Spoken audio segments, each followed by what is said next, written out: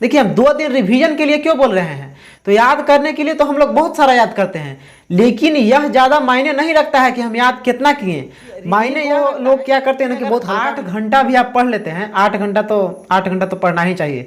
अगर कोई एग्जाम का अब तैयारी कर रहे हैं, क्योंकि अब कंपटीशन लेवल इतना मतलब वैकेंसी अगर सरकार निकालती है तो उसको कम से कम 5 साल तो लगा ही दे रही है, एकदम पंचवर्षीय योजना की तरह। हमको तो नहीं लग रहा है कि मतलब इस साल ग्रुप डी का एग्जाम लेगा, क्योंकि अभी कोई आता पता नहीं है। देख रहे हैं कितना आंदोलन भी हो रहा है, लेकिन कहाँ कुछ सरकार हम लोग को नहीं। 2 घंटा मैथ हो गया, 1 घंटा रीजनिंग हो गया और 2 घंटा साइंस हो गया, इतना भी आप अगर कर लेते हैं ना तो आपके लिए मतलब।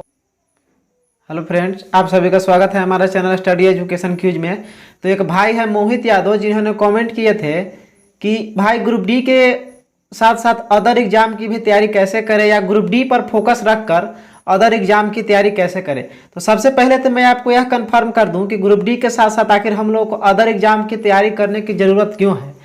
तो इसका बहुत सारा कारण हो सकता है, बट इसका मेन कारण यह है कि हम लोग एक एग्जाम के भरोसे नहीं बैठ सकते हैं। खास करके मैं उन स्टूडेंट को बोल रहा हूँ जो जनरल कंपटीशन का तैयारी कर रहे हैं, ठीक है। क्योंकि एक तो कि सरकार वैकेंसी नहीं दे रही है, और थोड़ा बहुत यदि सरकार वैकेंसी ऊपर से दे भी रही है तो उसका टाइम पर एग्जाम नहीं लेते हैं। एग्जाम के लिए हम लोगों को सरकार के खिलाफ बहुत सारा प्रोटेस्ट करना पड़ता है। जब तक मतलब हम लोग प्रोटेस्ट नहीं करते हैं तब तक मतलब सरकार एकदम सोई हुई रहती है। कोई मतलब वैकेंसी निकाल दिया और एग्जाम लेने का उसका कोई आता पता नहीं है। खास करके मैं जो छोटा एग्जाम है उसके बारे में बोल रहा हूँ, क्योंकि यूपीएससी सब का तो एग्जाम टाइम पर ले ही लेती है सरकार। यानी कुल मिलाकर एक वैकेंसी अगर सरकार निकालती है तो उसको कम से कम 5 साल तो लगा ही दे रही है, एकदम पंचवर्षीय योजना की तरह बना दिया है। तो इसलिए हम लोग एक एग्जाम के भरोसे नहीं बैठ सकते हैं, खास करके जनरल कंपटीशन के जो तैयारी कर रहे हैं। तो आइए हम मेन मुद्दा पर आते हैं, और जो हमारा मेन मतलब जो टॉपिक है उस पर बात करते हैं। तो देखिए, जो जनरल स्टूडेंट है ना, उनको अलग से अदर एग्जाम की तैयारी करने की कोई खास ज़रूरत नहीं है। क्यों? क्योंकि जैसे मैथ हो गया, रीजनिंग हो गया और जीके जीएस हो गया, साइंस हो गया, ये सब तो कॉमन सब्जेक्ट है। ये सब तो हर एग्जाम में मतलब आता ही है। आपको अलग से पढ़ने की ज़्यादा कौन सब्जेक्ट जरूरी है। खास करके हो गया हिंदी हो गया और इंग्लिश हो गया, ये 2 ही सब्जेक्ट है जो अलग से मतलब पढ़ने की जरूरत है। तो इंग्लिश हो गया जो एसएससी में पूछता है, और हिंदी जो है वो जैसे जीडी हो गया, इन सब एग्जाम हो गया, इन सब में पूछता है। ग्रुप डी पर मेन रूप से मतलब हमें 3 सब्जेक्ट पढ़ना बेहद जरूरी है। आप कोई सब्जेक्ट को पढ़े या ना पढ़े, जैसे हो गया मैथ हो गया, रीजनिंग हो गया, साइंस हो गया। क्योंकि आप मैथ, रीजनिंग, साइंस को अगर नहीं पढ़िएगा तो आपका एकदम मतलब नंबर कम आ जाएगा। अगर आप कोई अगर सब्जेक्ट को नहीं पढ़ते हैं, लेकिन आप केवल मैथ, रीजनिंग और साइंस पढ़ते हैं, तो आप मतलब अच्छा नंबर एग्जाम में करके आइएगा। क्योंकि 80 नंबर का पूछता है केवल इन्हीं 3 सब्जेक्ट से। आपको 25 नंबर का मैथ पूछता है, 30 नंबर का रीजनिंग पूछता है और 25 का साइंस पूछता है। यानी टोटल 80 नंबर का इन्हीं 3 सब्जेक्ट से पूछता है। तो मेन रूप से हम लोगों का फोकस होना चाहिए इन तीनों सब्जेक्ट पर। और इसके साथ मतलब अदर एग्जाम की तैयारी करने के लिए आपको अलग से पढ़ने की सब्जेक्ट कौन जरूरी है। केवल हिंदी हो गया और इंग्लिश हो गया। तो इंग्लिश जो एसएससी की तैयारी करते हैं वो पढ़ेंगे, और जो हम लोग जनरल जो अगर मतलब एसएससी की तैयारी अगर नहीं करते हैं, तो अगर हिंदी आपको पढ़ने की ज़रूरत है तो आप एक काम करिए, आप एक लुसेंट का बुक आता है, लुसेंट पब्लिकेशन का एक बुक आता है हिंदी का, वो बहुत मतलब बढ़िया है। उसमें अच्छी तरह से मतलब सारा चीज़ उसमें लिखा गया है, और उसको आप ले लीजिए और उसको पढ़िए। दिन में अगर 1 आध घंटा भी पढ़ लेते हैं, 1 आध घंटा तो हिंदी, 1 आध घंटा मतलब काफ़ी है हिंदी के लिए, क्योंकि कोई खास ज़्यादा बड़ा मतलब सिलेबस नहीं है। सिलेबस तो ऐसे बहुत बड़ा है, लेकिन हम लोग को उतना पढ़ना नहीं ना है, क्योंकि यूपीएससी में उतना पढ़ना है, जनरल कंपटीशन को उतना नहीं पढ़ना है। हिंदी को आप 1 आध घंटा भी पढ़ लेते हैं तो मतलब उतना ही बहुत ज़्यादा है। और देखिए, आपको मैथ, रीजनिंग और साइंस कैसे पढ़ना है उसके बारे में हम बताते हैं। मैथ आपको कम से कम दिन में 2 घंटा जरूर पढ़िए। मैथ हो गया 2 घंटा, और रीजनिंग और साइंस पढ़िए 2 घंटा। और रीजनिंग के लिए आप 1 घंटा निकालिए, 1 से 1.5 घंटा काफ़ी है। क्योंकि देखिए, रीजनिंग को लोग क्या करते हैं ना कि बहुत हल्का में लेते हैं, लेकिन रीजनिंग को आप हल्का में मत लीजिए।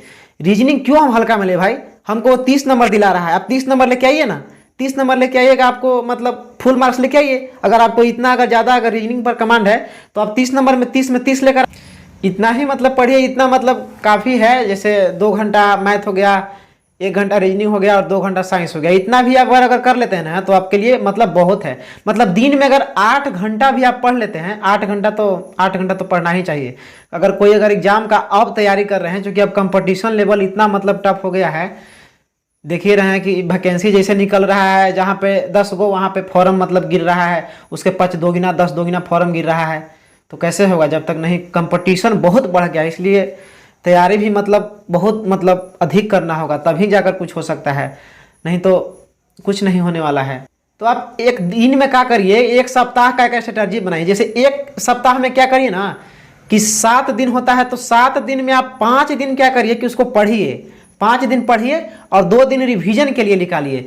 देखिए हम 2 दिन रिवीजन के लिए क्यों बोल रहे हैं, तो याद करने के लिए तो हम लोग बहुत सारा याद करते हैं, लेकिन यह ज़्यादा मायने नहीं रखता है कि हम याद कितना किए। मायने यह रखता है कि हमें एग्जाम में कितना याद रहता है, या हमें एग्जाम के समय कितना याद आता है, ताकि हम एग्जाम में हम सही तरह से बना सके। तो एग्जाम में कितना याद रहता है या कितना मतलब याद है, इसके लिए आपको रिवीजन ही मतलब एक उपाय है। जितना से ज़्यादा आप रिवीजन करिएगा, आपको एग्जाम में उतना ही मतलब हेल्प दिलाएगा। आपको मतलब एग्जाम में मतलब सही करने के लिए, जैसे माइंड में याद आएगा, आप रिवीजन से ही आएगा, बिना रिवीजन के कुछ नहीं होना है। कितना भी आप पढ़ लीजिए, जब तक आप रिवीजन नहीं करिएगा आपको कुछ नहीं होने वाला है। इसलिए जितना आप मतलब याद करने पर टाइम दे रहे हैं, उतना भी मतलब आप रिवीजन करने पर भी टाइम दीजिए। अगर इतना भी आप कर लेते हैं ना, तो मैं गारंटी लेता हूँ कि ग्रुप डी का एग्ज़ाम जो है ना, कोई इफेक्ट भी नहीं पड़ेगा, और ग्रुप डी को भी तैयारी हो जाएगा, और अदर एग्जाम को भी मतलब आप ध्यान में रखकर मतलब पढ़ सकते हैं। कोई इफेक्ट इन परीक्षा ग्रुप डी पर भी नहीं पड़ने वाला है। चलिए, वीडियो जो है ना बहुत ज़्यादा लंबा हो जाएगा, इसके वजह से हम अगले वीडियो में नहीं, तो आपको हम यह बता देंगे कि अभी मतलब ग्रुप डी का कब एग्ज़ाम होगा, एग्ज़ाम लेगी सरकार या नहीं लेगी, इस पर एक हम प्रॉपर तरीके से मतलब वीडियो बना देंगे। और हमको तो नहीं लग रहा है कि मतलब इस साल ग्रुप डी का एग्ज़ाम लेगा, क्योंकि अभी कोई आता पता नहीं है। देख रहे हैं कितना आंदोलन भी हो रहा है, लेकिन कहाँ कुछ सरकार हम लोग को नहीं सुन रही है। इसके वजह से नहीं लगता है कि हमको मतलब कि 2021 में वो सरकार ग्रुप डी का एग्ज़ाम ले। तो ऐसा मत सोचिए कि अब एग्ज़ाम नहीं लेगा तो हम लोग अपना पढ़ना छोड़ देंगे। नहीं, पढ़ाई नहीं छोड़ना है, पढ़ाई को मतलब रेगुलर बनाए रखना है, जारी रखना है, क्योंकि कब पता सरकार कब जाग जाए और एग्ज़ाम ले ले बीच में।